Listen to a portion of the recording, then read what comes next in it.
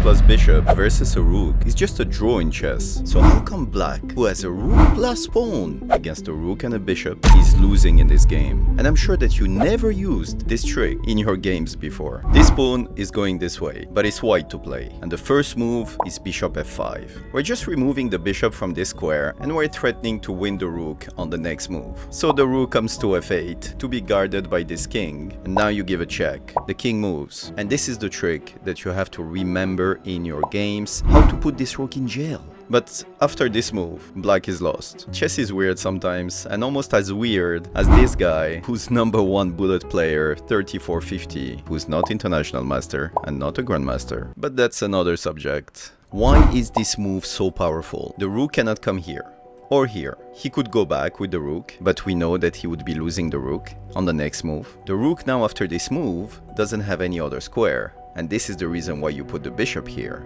If the king moves, check, and we win the rook. This leaves only one possible move to try and survive, and this is pushing the pawn. Do you think we're gonna take it? Let me show you what you do in your games.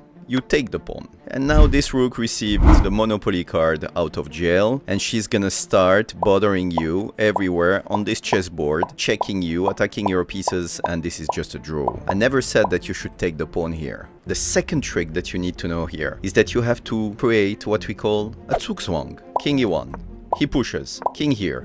Pushes. King here. Pushes again. And this is a check. And what are you gonna do about it? Are you gonna take the pawn? You know with chesscape is never easy. I always try to trick you. Should you here take the pawn or move the king somewhere else?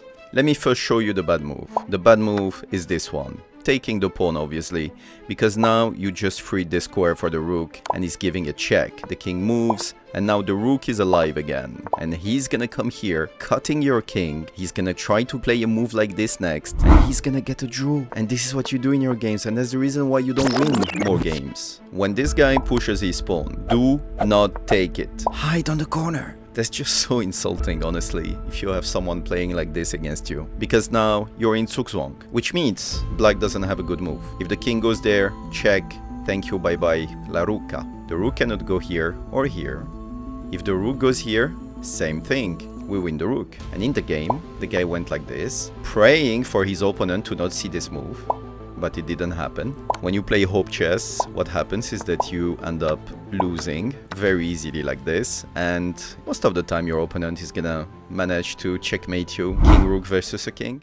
You won't believe what happens in this game. Your friend will get a queen in 2 moves, but it's your turn to play with white. Unless you're playing at 1 AM, trying to give all the points back that you won during the day, I'm sure you can find how white didn't lose this game. It's hard to believe, I know. If this king goes here, he pushes. The king comes here, he gets a queen, and we're doomed. So this king cannot come back on time to stop this pawn. And even if you're 200 rated player, I'm sure you can understand what's about to happen in this game. White started by pushing the pawn. If your friend thinks that he can go to queen, you have a little surprise for him.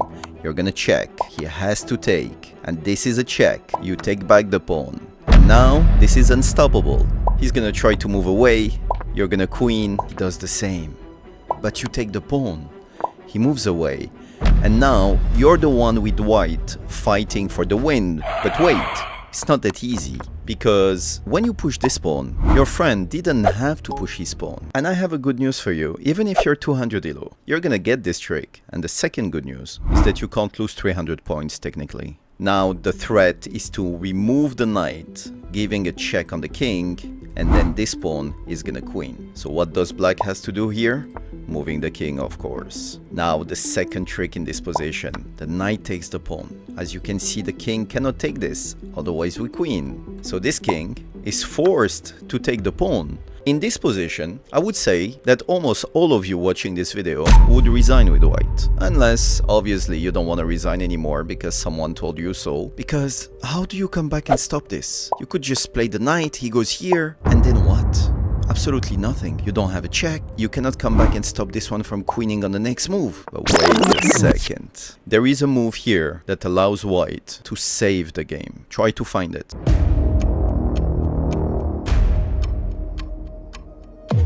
And the brilliant move in this position is knight h6. What is this move? Going to the corner where there is absolutely nothing. And this move saves white. He pushes the pawn, now you come here, and now you queen all happy about yourself, and then you hit the table because you realize it is a beautiful stalemate.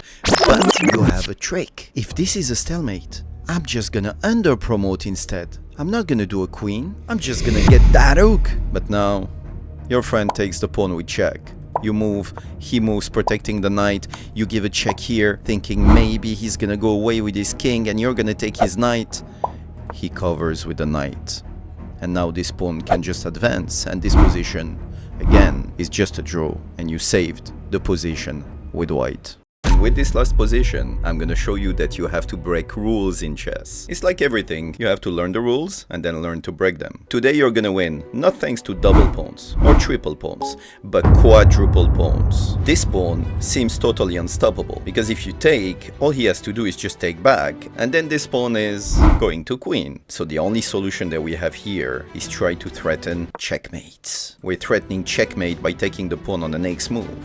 It's hard to believe, but it would be one. And if your friend decides to take the pawn, then we have a little surprise for him. G5 check. The king can only go up. Checkmate with the pawn. The ultimate disrespect. But it's not that simple, because your friend is not gonna take. He's gonna understand that you're trying to checkmate him by taking the pawn. So the only move that he has is freeing a square for his king. And here, my friend, you have a 4 sequence that ends up with a checkmate. I'm sure you have never seen something like this. I mean, I haven't. We're gonna give 6 checks with pawns only, and the last check will be a checkmate. You have to know this kind of trick. Now you take with check. The king only has 1 square he can go to, so he goes to h7. Now you take the other pawn with check. He still has only 1 square he can go to, so he goes there. And now look at this. You have 4 quadruple pawns. Who said quadruple pawns are weak in chess? Absolutely nobody. Check, check, check, checkmate.